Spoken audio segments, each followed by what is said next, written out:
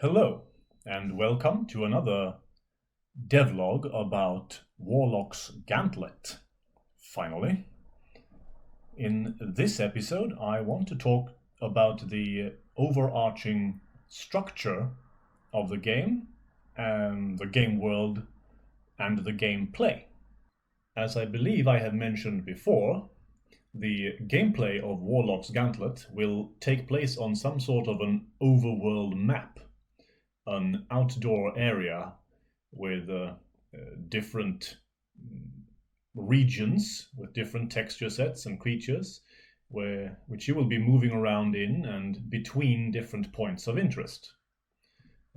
Later in the video, I'd like to talk about my preferred implementation of this map and the one that is currently possible with my engine in the state it is. But first, I'd like to go through some of the various gameplay aspects of Warlock's Gantlet that I have here, kind of giving an outline of the character of gameplay, so you can start to envision and classify what this game is going to be in your mind. Of course, we have a main quest. I'm going to talk about this in terms of gameplay and in terms of lore. With regards to gameplay, I want the main quest to be the only thing you have to complete in order to beat the game. And it should be available straight out of the gate. This is for a few or a couple of different reasons. The first one, minor one but still important, is for the sake of challenge.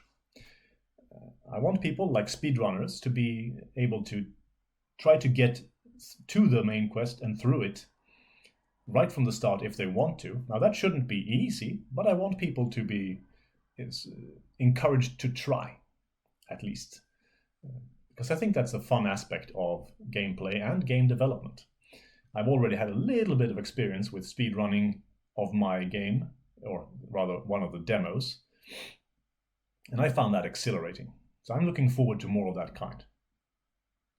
The second and more important reason is that I think my game should be very open-ended in general, especially with regards to problem solving. My goal is that every problem the player faces can be solved in at least two different ways that I can think of, and ideally more than that.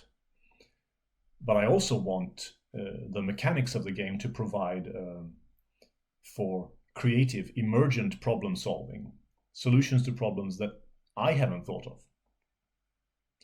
Because I think allowing the player to be creative and be successful in application of their creativity to problems is one of the greatest feelings when it comes to computer gaming in general. So I really want to build a game that sits on that foundation more than anything else.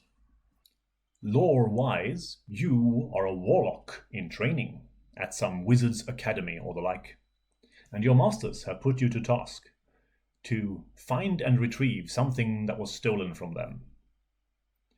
For you, it's your graduation exam, essentially, and you stand to gain skill, experience, and better standing through it. Your masters stand to regain that which was lost. But to the rest of the world, there's not much to this.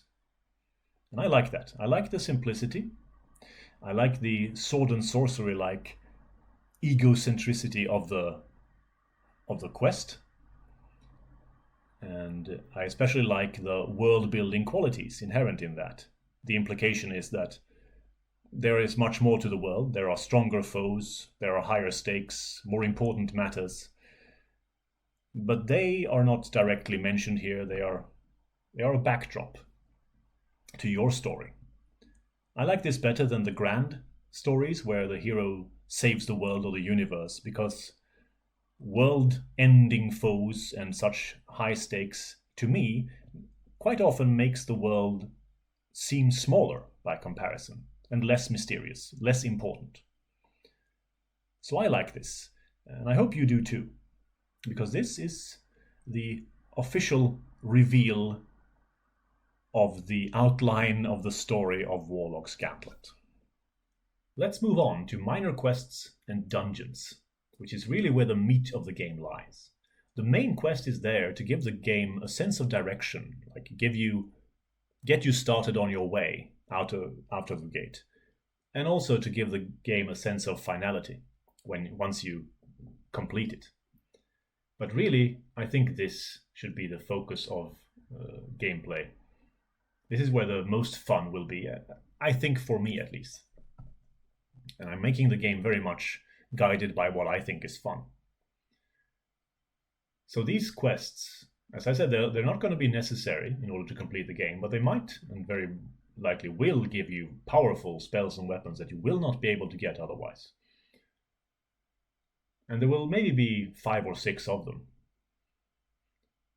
And I don't think I'll reveal them in their totality immediately anywhere or at any time. But you'll have to find them, essentially. You have to find the clues that lead you to them. So first, you might hear a rumor, which you investigate, like, oh, there's something weird going on in this dungeon or castle to the east.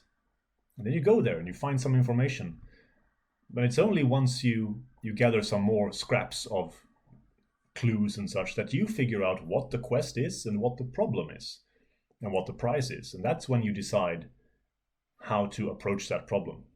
Maybe you need more potions or better weapon, and therefore you go to other dungeons and investigate them.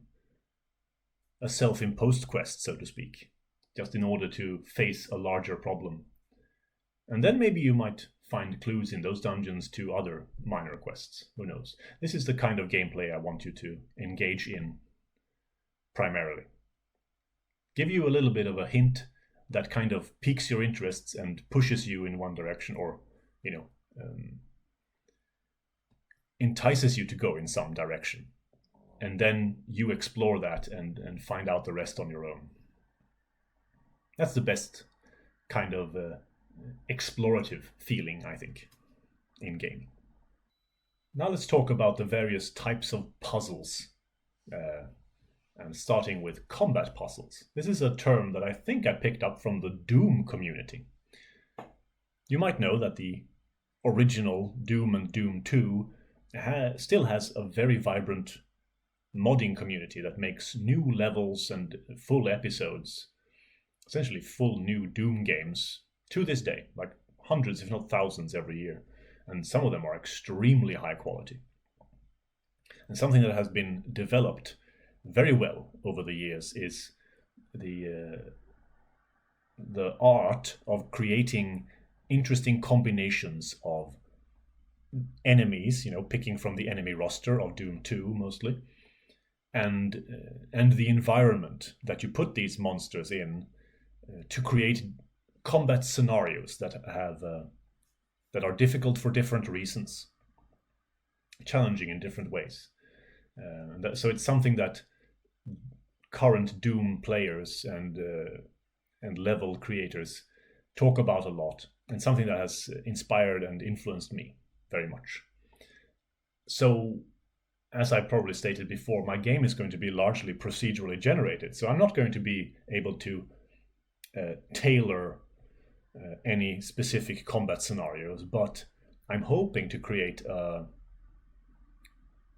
level generator that creates scenarios that are quite good in and of themselves. This requires that I create a good roster of enemies that complement each other and that work well in their respective environments, and that the generator can recognize or create an environment that suits a certain type of monsters that that play to their advantages, if you like, and that might put you at a disadvantage, hopefully. And then also combinations of monsters, so an environment that works well for a number of different, I say monsters, just enemies in general, and that'll then be combined in a way that's also where they complement each other and make the scenario, that combat encounter in particular, interesting to the player. This is a very important consideration. But I mean, if you play my current demo on Steam, it doesn't do that. It just kind of places foes randomly.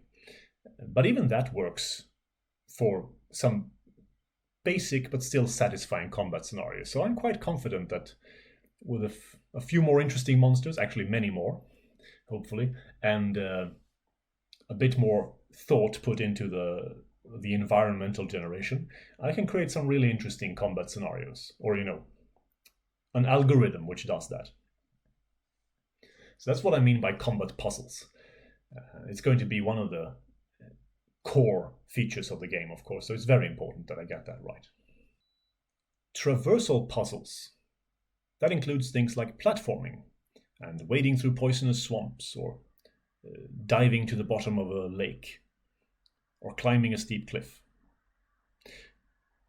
Just some difficult geometry to get past. That means you're either going to face a risk or you're going to use some resources to get past safely.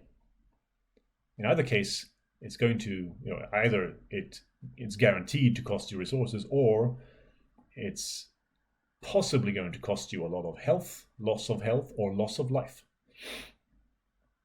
And this brings me to a point that's not really brought up in this list otherwise, which is how I'm going to handle death and saving in the game.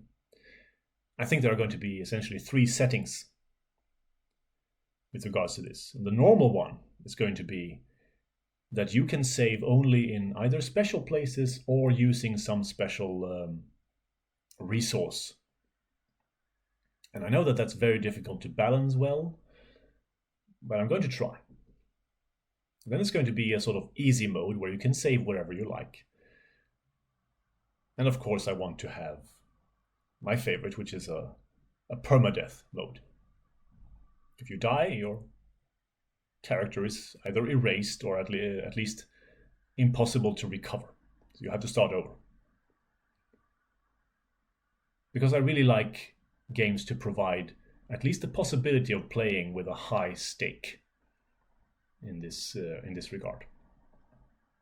Also, a little asterisk here. I mentioned diving and climbing. Those are not mechanics that I have implemented yet. And I will only put them in the game if I can implement them well and in a way that's fun to do.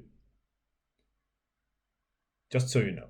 Of course, these will be the subjects of future devlogs, don't worry. Then we have navigational puzzles. I really like treasure hunting and map reading in general in games. I also like map reading in reality. And just using a map to plot a route from one place to another, like using the map to see or to make a first judgment about which route is probably safest or fastest or whatever.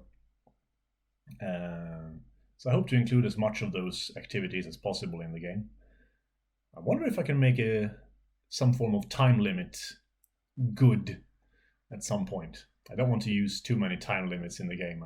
I don't want to stress the player out, but sometimes it can, of course, be a little bit interesting. We shall see. It's all will be judged by the rule of fun, It must be fun, otherwise it shouldn't be in the game. Of course, I'm the one who decides what's fun. That's most of the information about that.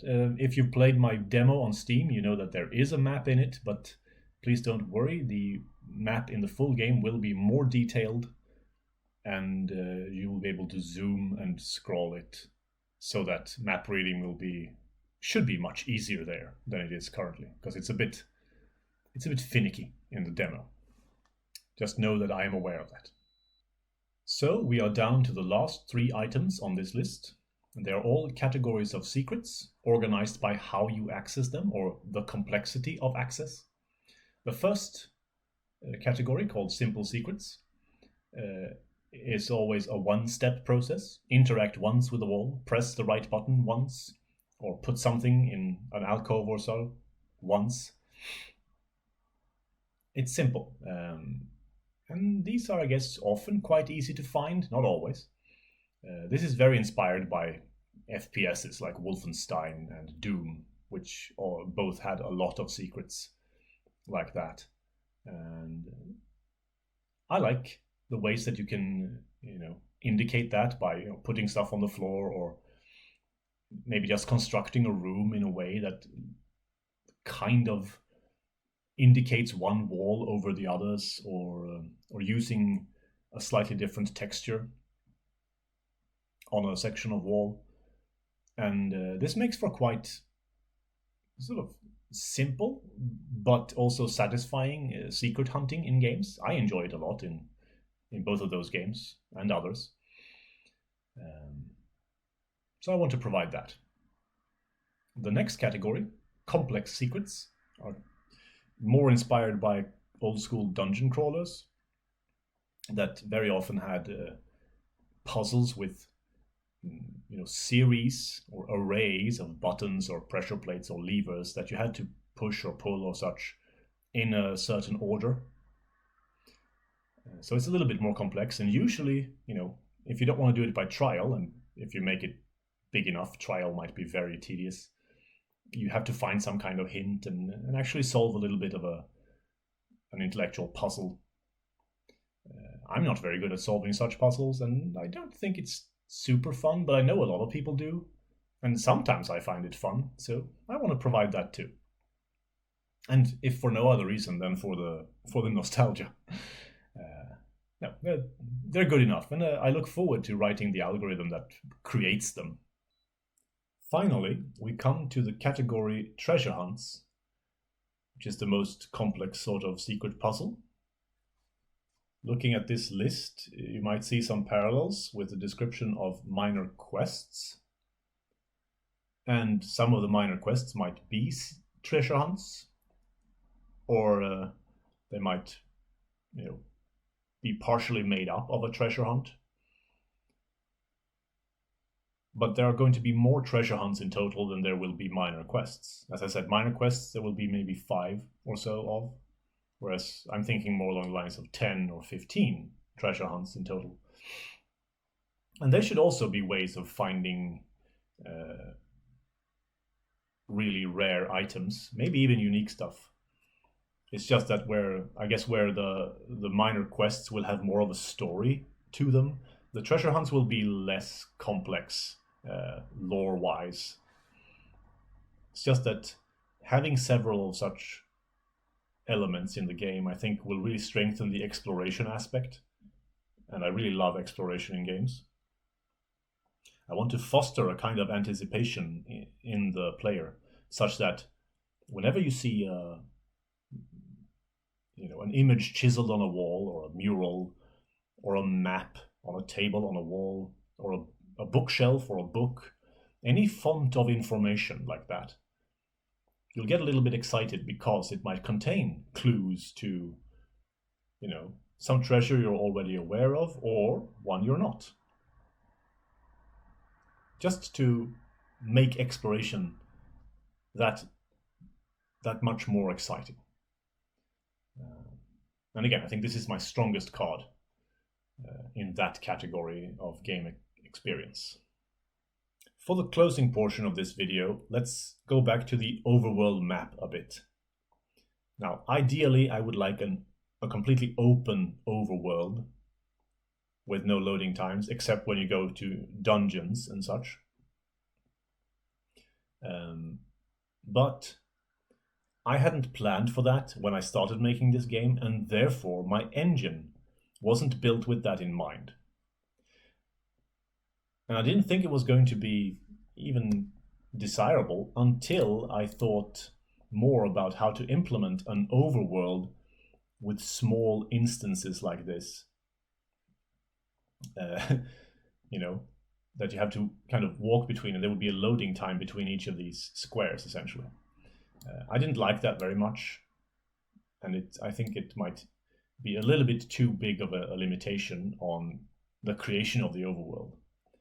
So I'm going to try to implement a streaming open world, but just know that I might not be able to do that, and in that case, either we're going to have to go with this, or maybe I can come up with some other solution that I haven't thought of yet.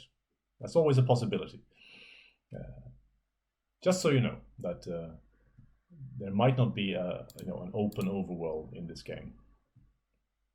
So I shall certainly try my best. Before I end the video, I would just like to comment on the reason for the lack of devlogs and also on the current state of the game, or the game development. So the lack of devlogs is because I've been very busy with school. I'm working on my bachelor project, thesis, whatever you want to call it. That takes quite a lot of time. So that's the reason for that. And with regards to development of the game, there has been progress. It's been slow, but it has been happening. So the art tool that I was working on has been done for 2-3 months now. And I'm going to make a video about that, just haven't had the time. I've returned to working on the game. I've achieved a few things there. There's been a small update to the demo on Steam, actually. And currently I'm working on my level editor, which I used a lot, more than a year ago, just haven't touched it in over a year. And that's going to result in some test levels, at least, where I'm going to be working on features like the mentioned diving and climbing, experimenting with features, essentially. And I hope you look forward to the devlogs about that, because I think those are going to be quite exciting. Anyway, those were my last words for this video. I hope you have an enjoyable rest of your day, and see you in the next one, which hopefully isn't 3 months in the making. Goodbye.